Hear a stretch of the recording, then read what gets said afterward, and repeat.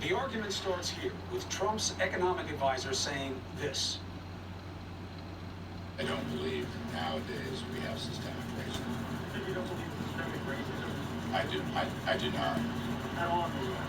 I do not. You don't believe in systemic racism against African Americans in the United States? I will say it again. I do not. All right, this isn't believing in something like the tooth fairy, all right? It's about fact. He is wrong. It's not a matter of opinion. It's a matter of fact. And it is fact that you see everywhere you look in black and white. The immediate proof is in the cabinet. Trump has one black cabinet member and one black domestic policy advisor. Kudlow's the president's economic advisor. So let's start with the economy. White people make more money than blacks do, period.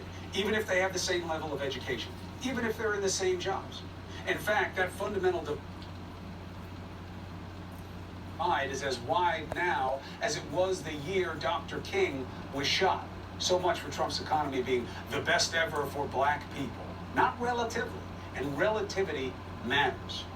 Black people are not only more likely to be unemployed, they're also more likely to be underemployed.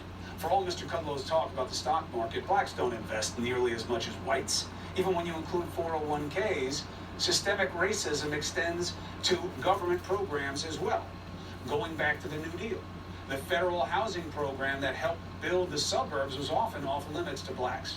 Lending practices, redlining, drawing an area around black neighborhoods, illegal, but their effects linger. Blacks are far less likely to own a home than whites, a gap that's only widened since 2004. And those that do buy a home have to put down more money, the equity cushion it's called, and they have to pay for a higher mortgage, meaning what?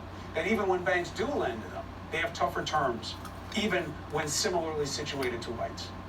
Then there's the question of how you get between work and home.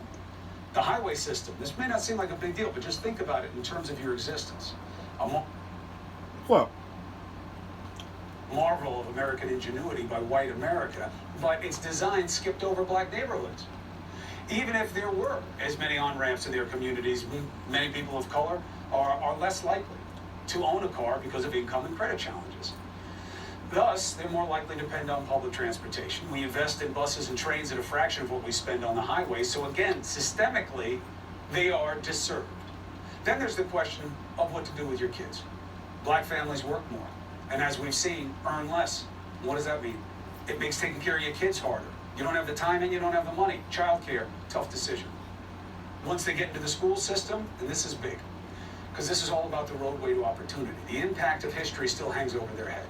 58 years between Plessy versus Ferguson, separate but equal, and Brown versus the Board of Education mandating integration.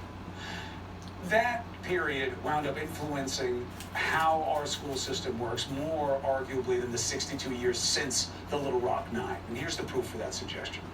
Districts with mostly students of color get $23 billion less in funding than white school districts, despite serving about the same number of kids. Less money means less power, right? Less pay for teachers, less access to extracurriculars and services and systems, right? We generally pay for schools with things like property taxes, right? And black communities can't support the kind of tax base that powers schools in many white communities. And even when you adjust for poverty, more is still spent on white students. Why? Systemic racism. Even how we discipline kids in schools is affected by systemic racism. How do we know? A white kid gets in trouble or a fight at school. The results often look like this. Trip to the principal's office. again. Black kid gets in trouble at school, more likely to be disciplined. How? Suspended, wind up in juvenile justice. Why? Systemic racism, built into the fabric of the nation, is built in as the food we eat, the air we breathe, and the water we drink. Why? Because they are all worse in places of poverty. Remember Flint? The faces of that suffering? They still suffer today. The faces are still the same color. Even how we connect. It doesn't matter how much you get paid. If you're black, you got less access to the internet. It's quite literally a matter of life and death as well. Look at the coronavirus pandemic. Who's getting sick the most? Who's dying the most? Who are the largest percentage of essential workers working in the midst of this risk in our healthcare system? Minorities. And they're less likely to have insurance. They're less likely to have access to good care. They have more premature births. They have shorter life expectancy. They check more of the boxes of chronic conditions.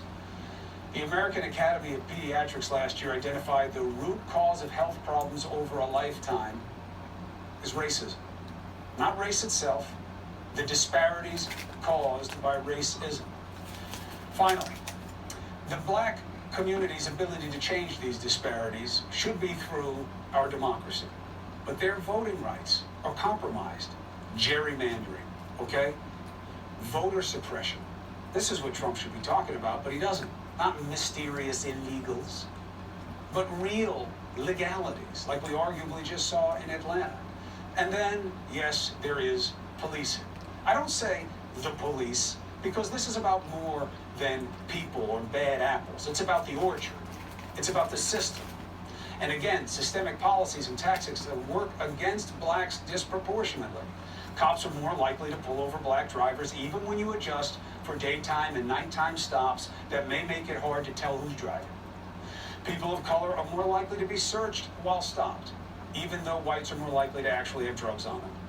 Our prisons overcrowded, filled with a disproportionate number of black faces, harsher sentences, less effective counsel, more police encounters in their communities. That's what you get, more in the prisons. Blacks are more likely to have the cops called on them. Officers are more likely to use force on them. And while the vast majority of the time those cases don't make the news and don't end with those losing their lives, it still happens. And when someone does die at the hands of a police officer, they are more likely to be black. 2 reasons someone like Larry Kudlow would say they don't see systemic racism in this country. 1, because in his world, he doesn't see it. But I believe the real reason is he's following Trump protocol. Lie, deny, and defy. Trump is not the first to play this division in our society. As I just argued it, it is built in. The challenge is to change it, and that is going to require something that Kudlow, Trump, and co. don't appear to have: the will to create a more perfect union. I'm late. Thank you for watching CNN Tonight with D. Lemon right now. More